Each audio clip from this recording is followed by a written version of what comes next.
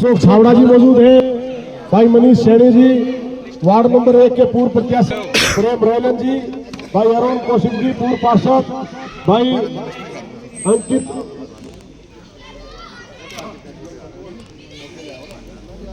स्वागत की कड़ी में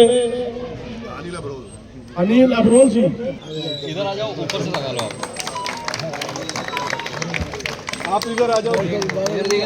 अब हमारी संस्था के एग्जीक्यूटिव मेंबर आपके संदर मलिक जी अब बारी बारी सभी जल्दी से स्वागत करेंगे। राजेश बुद्धि राजा जी, सोनू मेहता जी, अमित कपूर जी।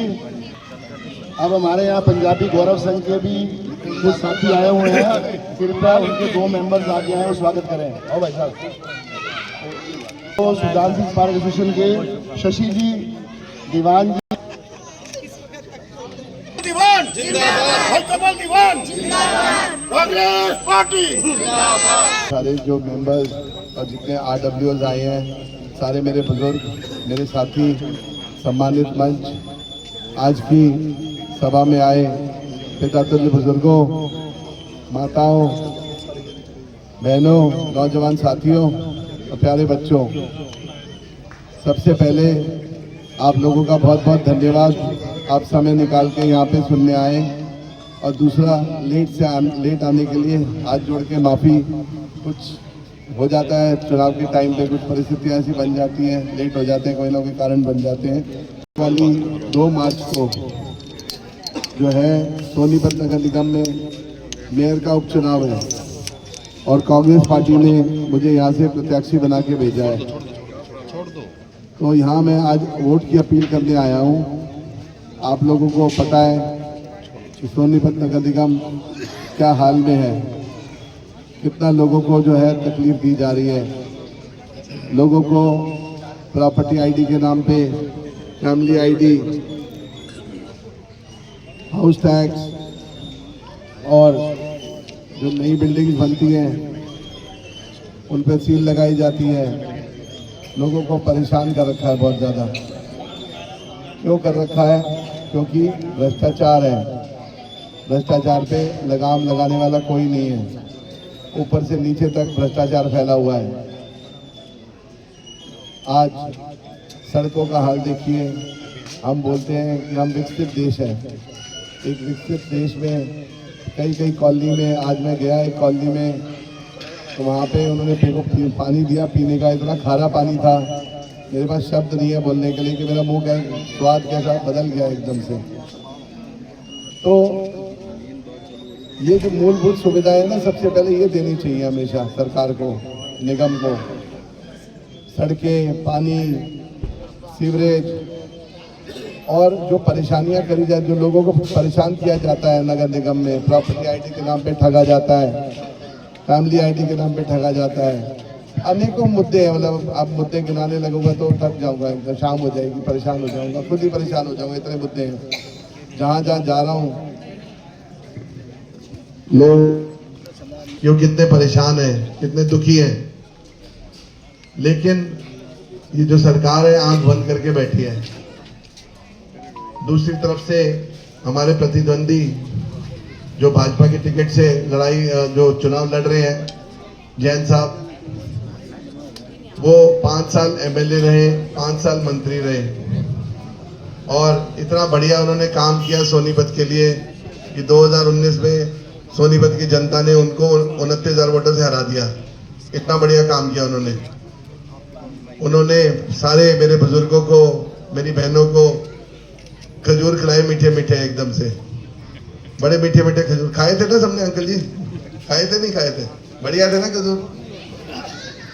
पहले तो खजूर लगाने के नाम पे भ्रष्टाचार, उस पर उखाड़ने के नाम पे करोड़ों रुपया तो लगा दिए पेड़ लगाने के लिए, और उसके बाद करोड़ों रुपया उसको उखाड़ने के लिए। इसका जवाब लोगों ने उनको दिया।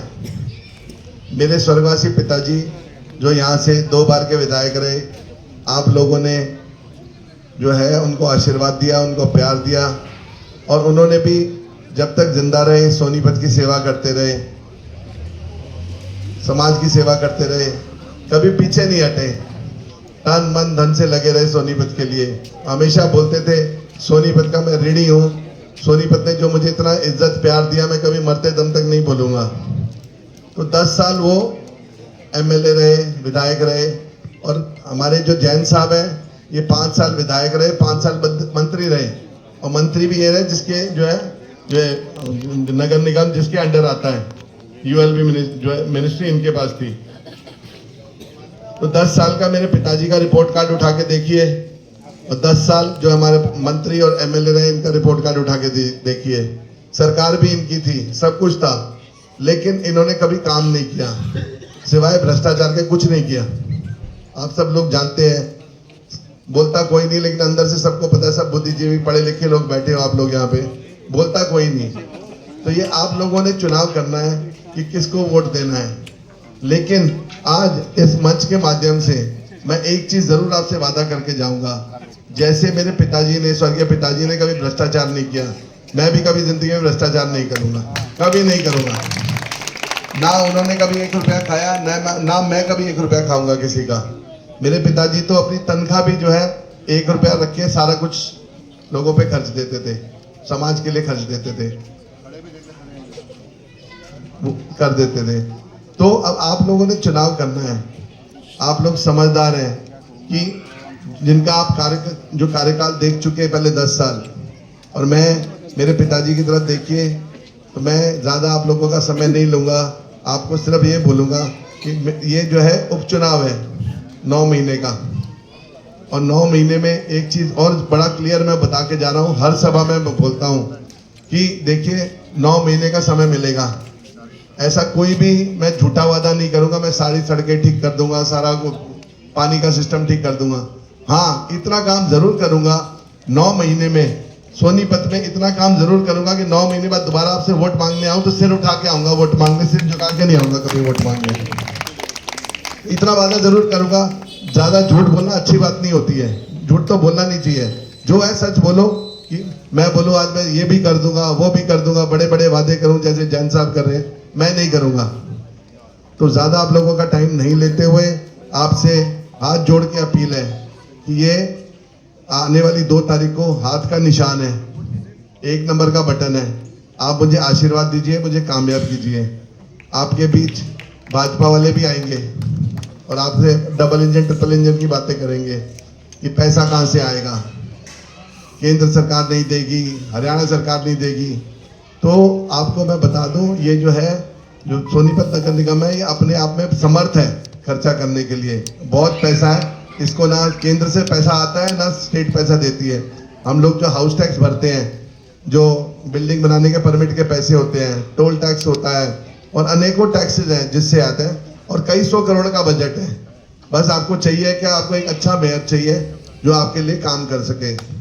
और आपसे वादा करता हूँ, सोनीपत नगर निगम में भ्रष्टाचार पे कोई लगाम लगाएगा तो आपका बेटा, आपका साथी कमल दीवान लगाएगा। हमारा मेयर कैसा हो, हमारा मेयर कैसा हो, हमारा मेयर कैसा हो।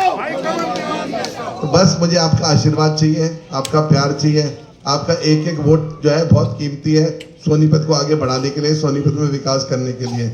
जैसे मेरे पिताजी ने विकास किया था वैसे मैं करूंगा। ये मैं आपसे वादा करता हूँ इस मंच के।